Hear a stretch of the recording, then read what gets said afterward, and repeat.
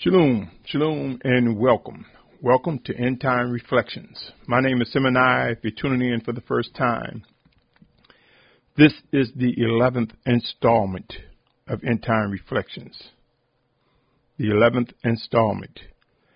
And I want to bring your attention to the words fruit life. Fruit life. These messages are to those who believe they are drawn by the Almighty Father Yahuah to Yahusha Mashiach, as written in John 6:44. The realities of end times are unfolding before our very eyes.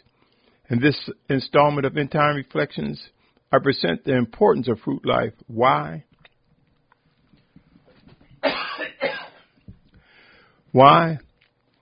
Because there is so much erroneous teaching. We're seeing so much wicked behavior, and in the midst of the noise, I am compelled to bring your attention to fruit life. By now, many of you have witnessed individuals speak about how we will know the set-apart ones by the fruit they show. Before I continue, let me say this.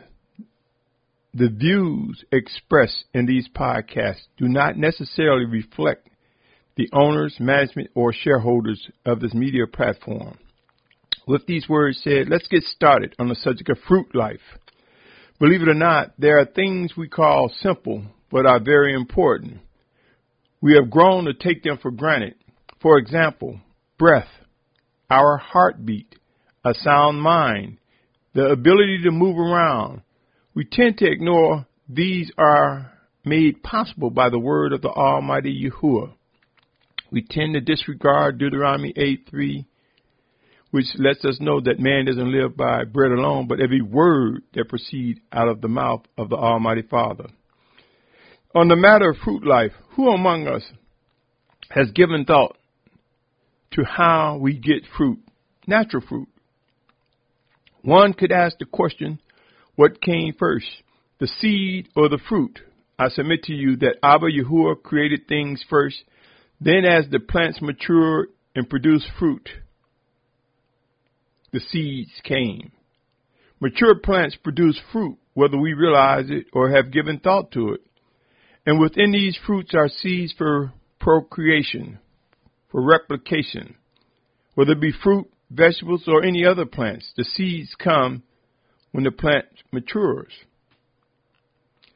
There were and are times where fruit, vegetables, and grains were harvested to eat. Many of us were vegetarians back in days of old. There were times when some recognized plants and used them for garments, for making garments. Though these words may seem simple, we all too often ignore the processes of how we get the fruit, the grain, the vegetables. The scriptures uses plants to compare the journey of man. Just as a plant goes from seed to harvest, so it is with man. Our life begins with conception. By the word of the Almighty Father, that conception leads from seed, the seed of man, to birth. A child is not born with the ability to create life through the procreation process. A child must develop and grow until he or she reach puberty before being able to possibly create children. And then, and only then, if the Almighty Father smiles upon them. There are so many who take for granted that it is by the favor of the Almighty Father that a baby can be produced or born. There are many who fail to realize the vast responsibilities of being a parent or parents. End times will get intense, my brothers and sisters. It has begun already. And one of the most challenging of times will be making decisions regarding our child or children or grandchildren. Regarding our loved ones, there are so many people who would put that loved one before Yahuah and slap an excuse as to why they put Yahuah last or behind that child, that loved one, that parent, that grandparent, that grandchild. Let me read the following for you to consider, O Yashar'al. Matthew chapter 10, verse 34 through 36. Matthew chapter 10, verse 34 through 36. It reads, "Do not think I have come to bring peace on earth. I did not come to bring peace, but a sword. For I have come to bring division, a man against his father, a daughter against her mother, a daughter-in-law against her mother-in-law, and a man's enemies are those of his own household." My brothers and sisters, to keep things whole, if we study the scriptures completely, we will learn that this doesn't mean that there will be enemies in every single household. It just informs us that there will be some households where there will be division. Some choosing the set-apart life, some not so much. I want you to know this, O Yashar'al. I speak it often. Proverbs 4:23 through 27, which states, "Watch over your heart with all diligence, for out of it are the sources of life." It's speaking of the spirit of a set-apart one. In this case, and I want you to be clear on understanding the use of the word heart in this passage, because there is a scripture that says the heart is deceitfully wicked. Who can understand it? That's talking about the brain, our mental, our psychological abilities. This heart is talking about the spirit of a man. For out of our spirit comes the sources of life. The source of life is Yahuah, for he is within us. It goes on to say, "Turn away from a crooked mouth and put perverse lips far from you." It's time to stop the arguments and the debates. Seek out those who seek out Yahuah. Seek out those who are indeed walking in obedience or pursuing set-apartness with all diligence. Turn away from a crooked mouth. When we know that we're in a compromising camp, community, group, assembly, etc., let us turn away from such. Let us put perverse lips far from us. It's time to come away. He goes on to say, "Let your eyes look forward and your eyelids look straight before you. Consider the path of your feet, and all your ways are established. Do not turn to the right or the left. Turn your foot away from evil." You see, my brothers and sisters, there are narratives, there are teachers that will say, always go right or always go left. Even the political landscape seems to talk about the left and the right. Disregard those, O Yashar'al, and pursue what the Almighty Father is saying. Turn your foot away from evil. Keep these words in mind, for focusing will be very important as end times ramp up and we begin to see more widespread destruction and loss of life. Yashar'al, let me present these words which I believe is related to fruit life, which is the title of this installment. Matthew 3:10 says, "And the axe is already laid to the root of the trees. Every tree then which does not bear good fruit is cut down and thrown into fire." I want to also read John 12:24. Truly, truly, John 12:24. Truly, truly, I say to you, unless a grain of wheat falls into the ground and dies, it remains alone. But if it dies, it bears much fruit. It bears much fruit. Again, let me read that one, for it is highly significant to this installment. Truly, truly, I say to you, unless a grain of wheat falls to the ground and dies, it remains alone. But if it dies, it bears much fruit. While there are many scriptures on fruit life, I want to direct your attention to the need to know fruit life does not begin and end at our choosing. There are so many individuals, especially pastors, mores, teachers, bishops, and others who spend much time speaking of the fruit they produce. I am referencing those who believe they must toot their own horn, so to speak. They must speak of their own good deeds. And they raise themselves up higher than they do Yahusha Mashiach. For the scriptures tell us if Yahusha is lifted, it is he who will draw all men to himself. I invite you to point to any scriptures where it is ordered by Abba Yahuah to talk about what you're doing. Now, those who witness what we do, they testify of what they see. They render judgment. They identify what is set apart and what is not. But I know of no scripture that orders us to brag and boast on what we've done yesterday. last year or over the years. It would be wise to walk in obedience to the Spirit of Yahuah and let those who witness our actions define them. Sure, there will be those who will define our actions wrongfully, but there will be set apart ones who will discern and judge us righteously. It is my position that anyone who constantly speak on what they have done yesterday or yesteryear often act as though there is not anything else to do. They want you to look back and turn your neck looking at what they did. They want you to gaze upon what they did. They're boasting on what they did yesterday or yesteryear. I see many leaders who speak of the fruit they've produced, using this as a draw, boasting and bragging and not giving Yahusha Mashiach the credit. You see, my brothers and sisters, I know of no instruction that directs us to brag and boast on things we do. Let me direct your attention to Luke 9:62. Luke 9:62. But Yahusha said to him, no one having put his hand to the plow and looking back is fit for the reign of the Almighty One.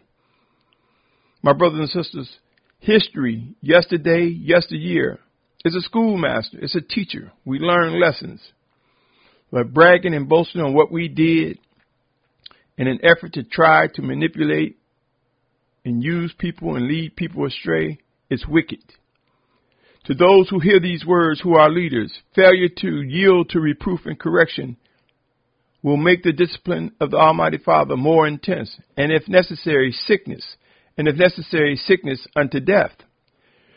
John 12:24 and 25 reads, truly, I say to you, unless a grain of wheat falls to the ground and dies, it remains alone. But if it dies, it bears much fruit. I read it early. He who loves his life shall lose it, but he who hates his life in this world shall preserve it for everlasting life. My brothers and sisters, fruit life requires us to identify the fruit as well as its seed and more, to be mindful of the process, to be mindful of what must be done.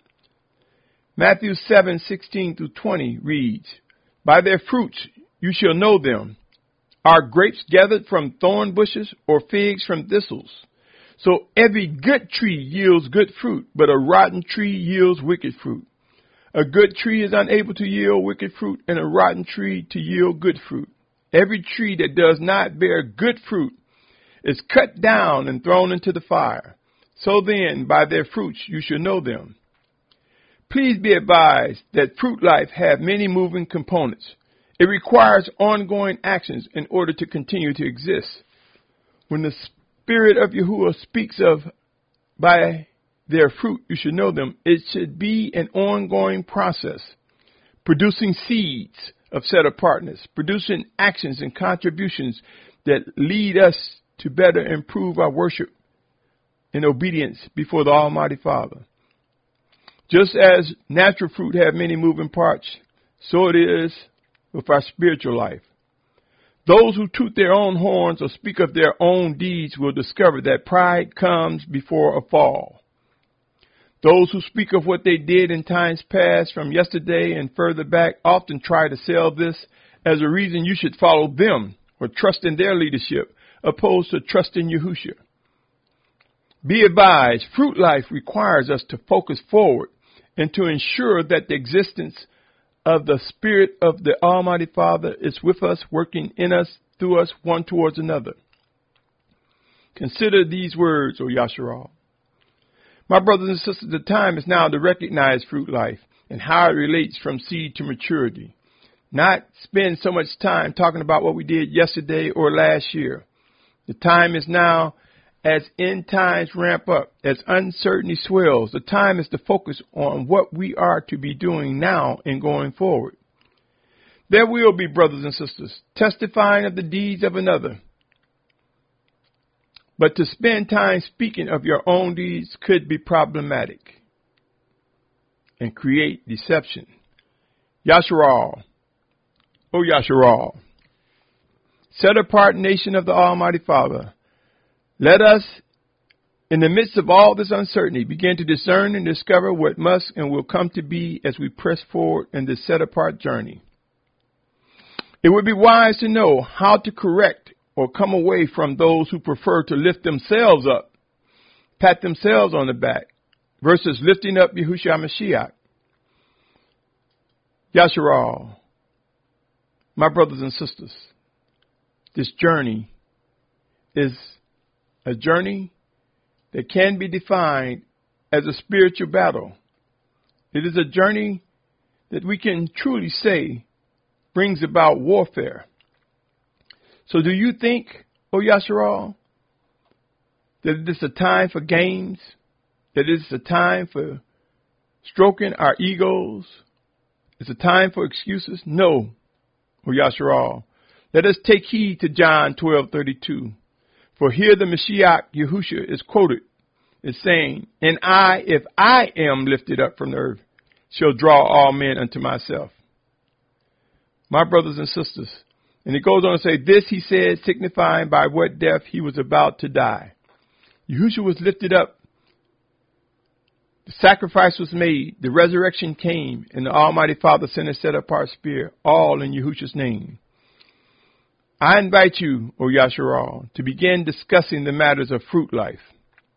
Why we must begin to identify and know them who are our brothers and sisters by the fruit they bear. Discover the details and processes for building up the set-apart awakening nation, Yashar'al. The 144,000, 12,000 from each of the 12 tribes of Yashar'al will indeed rise, along with a great multitude as mentioned in Revelation 7th chapter. There is so much to discover regarding fruit life. This set-apart journey requires us to discern and respond. The time is now to witness what is promised regarding discipline from the Spirit of Yahuah. Behold, O set-apart nation, listen to these words that they stir and present life to you. Witness the hand of the Almighty Father begin to work through us, in us. Witness his promises come to be. Our redemption draws nigh. My brother, my sister, are you ready? The words maybe, might, and if will not be an option for those who have been chosen to fulfill end-time prophecies, whether it be the final Exodus, a martyr for Yahusha's name, or for whatever other reasons the Almighty Father see fit. Raise up, O Yashar'al, and begin discussing fruit life from beginning to end, what is expected, not constantly talking about what we did yesterday. Sure, as I stated, people will testify of the goodness of the Almighty Father as he worked in us and through us. But as for the individual who is performing the acts of obedience, there is no need for us to toot our own horn. There's no need to brag. What is necessary is that we lift up Yahusha Mashiach, that we acknowledge it is he who reveals, who make known. It is he who bring us into subjection, and it is he that guide us into improved worship and obedience to the Almighty Father Yahuah. In the name of Yahusha, the word of Yahuah made present before us, I say to you, be encouraged, O Yashar'al. Be encouraged. Shalum.